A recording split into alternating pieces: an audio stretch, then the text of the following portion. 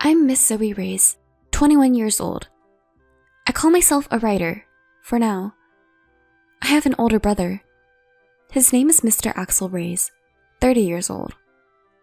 He works at a big company after graduating from college. Our parents passed away in a car accident when I was in 9th grade. I fell into depression from the shock and became a hermit. As a result, I couldn't go to high school. Afterward, I went to a doctor and recovered, thanks to my brother's help. When our parents died, my brother had just started working after graduating from college. He faced a tough situation right away, but took care of me, even helping with the housework. I decided to start doing what I could, little by little, like cleaning my room, the house, and then laundry and cooking, regaining my daily life with my brother's help. Now, we live together in the house our parents left behind. We split housework, but since I mainly work from home, I'm in charge of preparing meals and shopping. Going out for groceries is a nice change of pace. I also find cooking enjoyable, coming up with menus and following recipes. So, I'm good at cooking. When I was a hermit, my brother bought me a laptop. "Take a look at the unknown world with this," he said, and I explored various worlds on the internet. I started wanting to visit places I found in photos and videos on video sharing sites and forums, and my brother took me there, or I went alone. Without my brother's support, I might still be a hermit. Eventually, I learned about remote work. Gradually, I began working and had more chances to go out, returning to a normal life. After our parents passed away, my brother became like a parent to me. He's both kind and strict, a person with a good balance. He studied hard, which is why he was able to get a job at a big company after attending a national university. 7 years have passed since he joined the company, and now he is a team leader. There was a change in my brother. He had always been shy around women, but as his friends got married one after another, he finally started dating someone he met through a friend's introduction. 2 years later, she proposed and they decided to get married. One day, he invited me to meet someone over dinner. It was a Japanese-style restaurant. My brother shyly introduced the woman who would become my sister-in-law. Her name is Miss Nora Reyes. She graduated from the same university as my brother and is 2 years younger. She works as an office lady at a major food company. Her wavy, semi-long hair makes her look older than her age. "Nice to meet you. I'm Zoe, the sister. Please take care of my brother." "Likewise. I'm Miss Nora Reyes. You're such a cute sister. I always wanted a sister, so I'm really happy you'll become one," she said with a smile. She wore slightly heavy makeup, but she seemed like a lovely woman. Then, she asked about me. "Since Axel went to a good university, I assume you graduated from a decent one too, Zoe?" My brother answered for me. "Well, actually, Zoe didn't go to college. When our parents died in an accident, she was in 9th grade. She struggled with her mental health. It took her some time to recover. Of course, she can live a normal life now." "What? She was sick in 9th grade? So she couldn't attend high school either?" Nora seemed very surprised and pressed further. I added to my brother's explanations, since it was about me. "Yes, that's right. I caused trouble for my brother because of my illness. But thanks to him, I was able to recover. No amount of gratitude is enough for what he did." "I see. I understand now. Nora, my brother may look a bit older because of his struggles, but he has a great personality. Please look beyond appearances." "What are you talking about?" I tried to lighten the mood with a joke since the conversation became serious, but Nora didn't laugh. At the time, I thought Nora was moved by what my brother had done for me. From what I heard, Nora's parents both graduated from prestigious universities, and their entire family had attended college. Naturally, they had excellent grades and worked at well-known companies, with many in professional roles like doctors and lawyers. They were an impressive family. Nora's father was an executive at a major publishing company, and her mother was the president of a local women's association. Hearing that, I thought my brother was going to join a great family. Busy with work, my brother steadily prepared for the wedding. Seeing him happy made me happy too, and I helped out with various tasks. One day, I received a call on my smartphone. I was a little nervous about answering a call from an unknown person, but the number was displayed, so I answered. "Who is this?" "Zoe, I'm Nora's mother. Nice to meet you." To my surprise, the caller was Nora's mother, who would become my mother-in-law. "What can I do for you?" Feeling anxious, I asked, and she replied, "I heard from Nora the other day that you didn't attend high school and only graduated from middle school." I didn't know what she wanted to say, but I answered honestly. Yes, when my parents died in an accident, I suffered from mental health issues, and it took me a long time to fully recover. That's why I couldn't go to high school." "I sympathize with your situation, but the fact remains that you only have a middle school education, right?" "Yes." "I see. I have a favor to ask. Could you please not attend Axel and Nora's wedding ceremony? Actually, don't attend." "What do you mean?" I was taken aback by the sudden, outrageous request. "Axel and Nora both graduated from top universities, and my husband and I also graduated from college. Of course, all our relatives have college degrees." "Yes? What about it?" "You're not very smart, are you?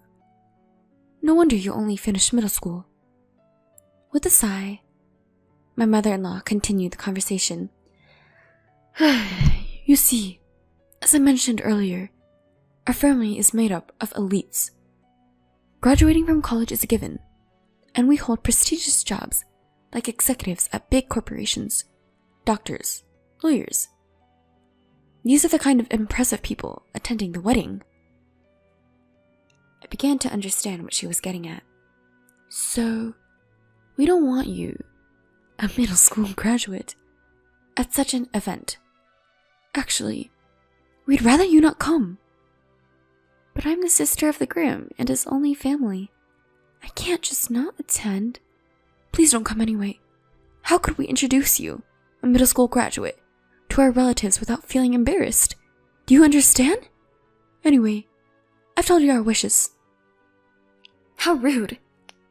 After hanging up, I trembled with anger. The parents on the other side disliked me because of my middle school education, as they were too concerned with appearances and reputation. At least, I never thought of my life as embarrassing, and I believed that I didn't deserve to be looked down upon by others. But what if my presence made my brother unhappy? If I stepped back, my brother could have a happy marriage and a future beyond that. I've caused him a lot of trouble, so I want him to be happy, no matter what. I can't be the one to ruin that. But I also couldn't stand being dismissed. My thoughts were all jumbled up. I talked to my brother about the situation. He said, "Don't worry. You're my sister, my only family. Feel free to attend my wedding. I'll protect you, no matter what." "But if I cause trouble for you, I don't mind not attending." "There's no way you'll cause trouble. Zoe, you're my one and only sister. If I can't protect my sister, what kind of brother would I be?" "Thank you, brother." Encouraged by his words, I decided to attend the wedding. And on the day of the wedding, at the family introduction, when my uncle introduced me as our family representative, my sister-in-law's parents looked at me with disdain. My brother seemed to notice their attitude. At the reception, the seats for the bride and groom's families were at the back, facing the main table. I wondered if there might not be a seat prepared for me, but there was. As I sat down, I felt piercing stares. Sure enough, my mother-in-law was looking at me. She marched over to me and said, "Why are you here? I told you not to come because you'd be a disgrace to our family, didn't I?" "I am his real sister. There's no reason for me not to attend," I strongly replied, and she snapped back. "For a middle school graduate, you sure are insolent. Just remember this." Leaving those harsh words behind, my mother-in-law walked away. Soon, the bride and groom entered the room. Seeing my brother in a different atmosphere than usual, I couldn't help but smile. Nora was beautifully dressed and sparkling. As soon as the mediator finished speaking, my mother-in-law suddenly stood up and talked to the MC. Then, she grabbed the microphone and started speaking loudly. "Our family has all graduated from college and hold respectable jobs. I believe that Axel is a suitable person for our family. But there is one issue." She took a breath and continued. "It is his middle school graduate sister. She is an incredibly embarrassing presence in our family. We would like to ask the groom to sever ties with her.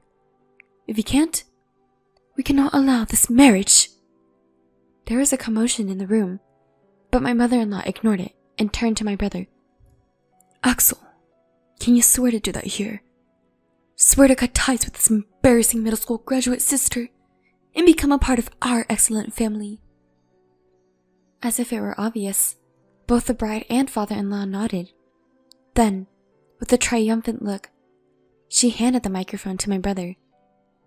Taking the microphone, my brother took a deep breath and answered, "Indeed, my sister is a middle school graduate, but she is my only blood relative, my family, since our parents have passed away. I can't sever ties with her. I apologize to all of you who have attended today, but I will cancel the marriage and consider this relationship with this family as non-existent. This is my answer." With that, my brother slammed the microphone down on the table and came straight to me. With a refreshed smile, he spoke to me. "Zoe, I'm sorry for causing trouble. There's no need for us to be here. Let's go home." Later, I heard from the relatives who attended that the reception was canceled because the groom left halfway through. The bride burst in tears, and her parents were scolded by the relatives and had to apologize on their hands and knees. They were also forced to return the gift money. Later, my uncle contacted my brother. He said that although his attitude at the reception wasn't praiseworthy, he would have severed ties with him if it had continued. He also offered to pay a suitable amount of consolation money and have the bride's side bear all the expenses for the ceremony, but my brother refused. He conveyed that he wanted a sincere apology for his sister rather than a monetary solution. After a while, a meeting was arranged at our home for post-settlement discussions. I made up my mind to show my former in-laws a thing or two. At the meeting, my ex-sister-in-law and her parents, a total of 3 people, came. They handed my brother some money as a gift, an inconvenience fee, and apologized for the rudeness at the reception. But it didn't feel like a sincere apology. There was a sense of reluctance. As for my ex-mother-in-law, she said things like, "We should have investigated more thoroughly. If we had, this wouldn't have happened," showing no sign of remorse. My ex-father-in-law also continued, "Axel should have told us about his sister in detail from the beginning. Then we wouldn't have ended up unhappy." Anger welled up inside me, and I carried out my prepared plan. "Ex-father-in-law, well, you're not really my stepfather anymore, but for convenience, I'll call you that. You work at Rainbow Publishing, right?" He glanced at me and said, "Yeah, I do. I'm a director there. What about it? He looked down on me. I work with Rainbow Publishing, but I can't bring myself to like a company where you are. I want to terminate the contract. Is that all? I don't care. There are plenty of workers. It won't have any impact. Understood. I'll quit immediately. And I'll sign a contract with your rival company. Go ahead. Do as you please. With my ex-father-in-law's arrogance and my peripheral vision, I called the editor at Rainbow Publishing and informed them about the contract termination. There was a commotion on the other end of the phone, but I only conveyed what I wanted to say and hung up. Then, I called the rival company and told them I wanted to proceed with the contract. Even after my call, my ex-father-in-law remained smug. My brother, unable to grasp the situation, looked around nervously. Eventually, a call came to my ex-father-in-law's smartphone. Hello? It's me. Yeah. What? The president? What's going on? Then, he suddenly whispered, and his face turned pale. After finishing the call, my ex-father-in-law turned to me and said, Are you the popular author? Yes, Ray? Well, yeah. Yes, Ray is my pen name for light novels. So what? So, you mean our president said a popular author is breaking the contract with us, and it's my fault? I just asked you if it was okay to terminate the contract. And you said it didn't matter. That's all there is to it, I said it calmly. You're an elite, right? Isn't it embarrassing for you to deal with a middle school dropout like me? I'm sorry. I apologize. But can you reconsider terminating the contract? Seeing my father-in-law's sudden change in attitude, my ex-sister-in-law asked curiously, why would you be so humble to a mere middle school dropout girl? Idiot! You're our publishing house's top author. If you leave, the damage to our company would be enormous. The president told me to take responsibility. At this rate, I'll be demoted. What? Really? Yeah. If that happens, it'll be too embarrassing to associate with her relatives. Please, do something. My ex-sister-in-law and her parents were confused and turning against each other. Please, can you reconsider? It's impossible. The matter is settled, so please leave. My brother also sided with me. Then, please leave as requested. My brother and I smiled as we saw the three of them leave our house, shoulders slumped. After the three left, my brother said, You're a popular author? I didn't know that either. Well, I used a pen name. When I posted a work I wrote last year online, it got good reviews. Rainbow Publishing offered me a contract. I've been making quite a bit of money, I explained proudly. My brother's smile brightened. It had been a long time since I'd seen him smile like that. And so, the broken engagement was resolved. My ex-sister-in-law seemed to be looking for another partner. But no one would approach her since the incident became widely known. She became reclusive and eventually quit her job. My ex-father-in-law, being blamed for my contract termination, was demoted to a regular employee. Unable to endure warehouse work, he resigned. My ex-mother-in-law was harshly criticized by her relatives for her disgraceful behavior at the wedding reception and was no longer recognized by her once proud and accomplished family. It serves them right. My new publisher supported me, and my popular work was turned into a comic. Its popularity rose again, and now there's a talk of an anime adaptation. My brother is burying the memory of the wedding as a dark history and working hard. I'm eagerly waiting for a wonderful person to impair my brother's life. At last, our days have returned to being peaceful. I'm still racking my brain over creating light novels, but I feel that the repetition of these days is happiness. I'm planning to go on a trip with my brother again. Taking our late parents' house with us, who passed away in the accident,